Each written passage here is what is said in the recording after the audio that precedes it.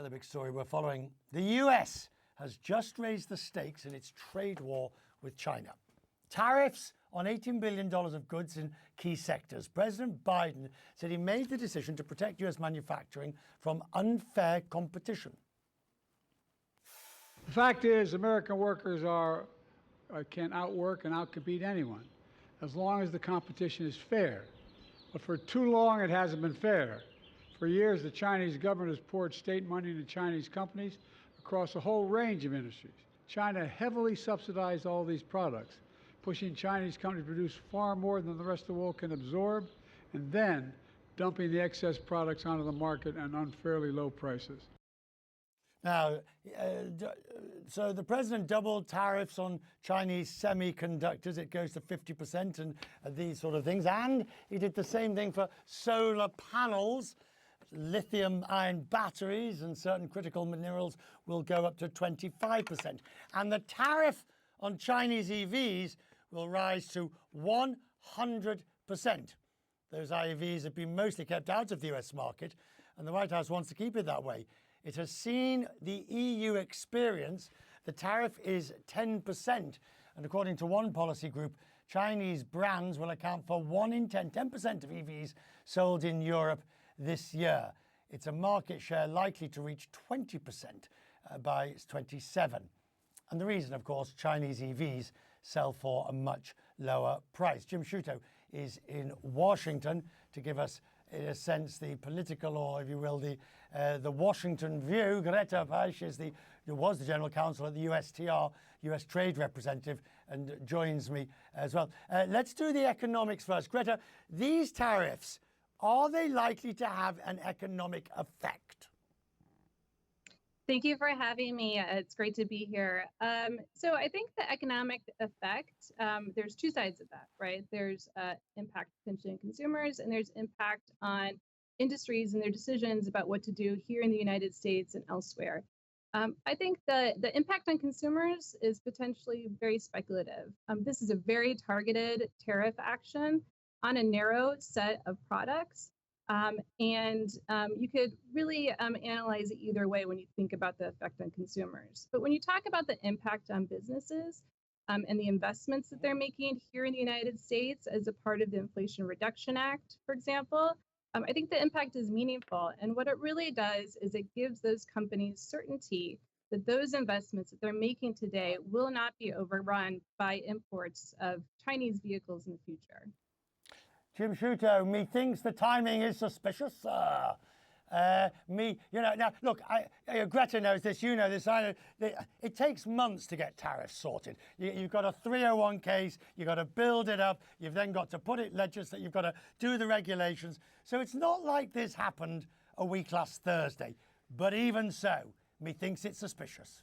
Well, listen, there are politics to this. And if you were looking for one unifying bipartisan policy issue in this country, China would be it, both in terms of standing up to China's military gains, et cetera, military growth, but on trade. And when Trump introduced quite high tariffs during his administration, there were some in Washington, Democrats and Republicans, who said he's going too far. Now the parties are united on this. Biden renewing Trump tariffs and adding to them. That's one point. Two, when you look at the categories of these tariffs, semiconductors, EVs, solar panels, steel, aluminum, there's a national security piece to them, which is how the Biden administration has pushed a lot of their trade restrictions to say high-tech goods, dual-use goods, et cetera. This is a national security issue. These are clearly trade issues as well. They're worried about competition, about EVs, cheaper Chinese EVs flooding the market, hurting U.S. EV manufacturers. Same on solar panels, steel, and aluminum. So it is clearly not just a national security issue. It is also very much a trade issue and about protecting U.S. jobs. Now, Greta, trade tariffs have a life of their own. They never die in some shape or form once they are established. For instance, as Jim rightly says, many of the Trump trade tariffs, except Australian steel and steel to Europe and all those, but all the Chinese ones, in some shape or form, they're still there. Yes, that's right. I think what you saw with the Biden administration is an effort to to work with our allies and partners. You mentioned Australia, the EU. Many of the tariffs that had been placed in the Trump administration fell away in the Biden administration. And in this case, yes, it is looking, I believe.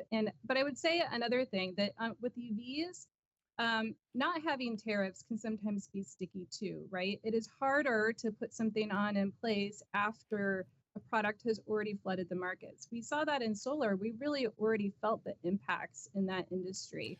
Here, it is about getting ahead of the curve and what may be coming down the pike on EVs in the future.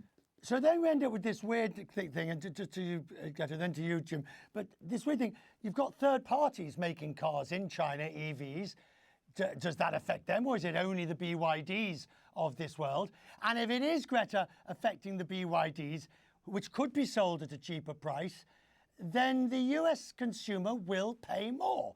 I mean, they may be more niche, but the most recent research on the Trump tariffs showed it hit consumers. Yeah. Right. So I would say two things. I think that the impact on consumers really depends on the product, where you are in the supply chain, whether you can find sourcing from other countries. So it's really a sector by sector question. This tariff action will impact all EVs produced in China. And for the administration, really the question is having cheap EVs worth undermining U.S. industry? And I think the answer is a resounding no. Jim, I mean, trade tariffs are so difficult to understand. That you boil them. I mean, hats off to Greta, who's spent a professional life working in them and managed to stay sane. But the issue for politics is to boil it down to its most simple.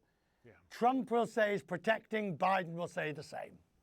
For sure, and ignoring the cost to consumers, which you rightly note are real, that tariffs often get passed on to consumers. I think the other piece here is we need to look at how China responds to this, right? Because yes. China looks at these as not just economic issues, but they look at the whole picture as a national security issue, because they look at the U.S. with these tariffs as trying to stifle China's growth, to hold it back, to hold it down.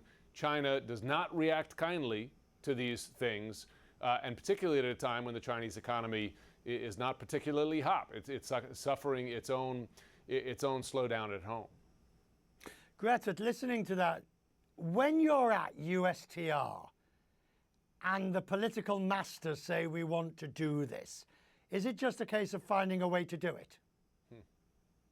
Well, no, it's a case of thinking about the legal frameworks we have in place for trade and coming up with a solution that fits within our framework here in the United States.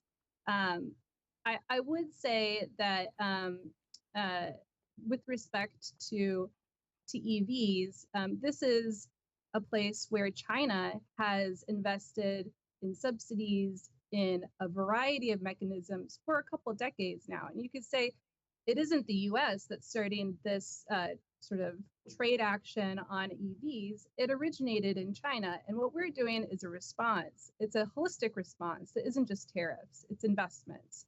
It is policies to encourage our industry to be successful in transitioning to clean energy in the future. Jim, I come back to you thank you, Greta. I'm going to come back to Jim.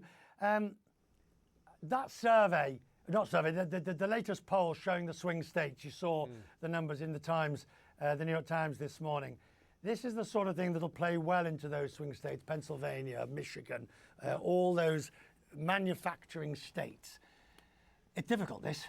No question. And listen, Biden, as he's made campaign stops in these states, Pennsylvania, Wisconsin, he's made that very point. And to be fair, he says, not just tariffs, right, but investments at home. CHIPS Act, this new factory in Wisconsin, notably Trump promised one, didn't deliver. Biden says we are delivering here. So his argument is that we're not just playing the defensive game, we're playing an offensive game at home.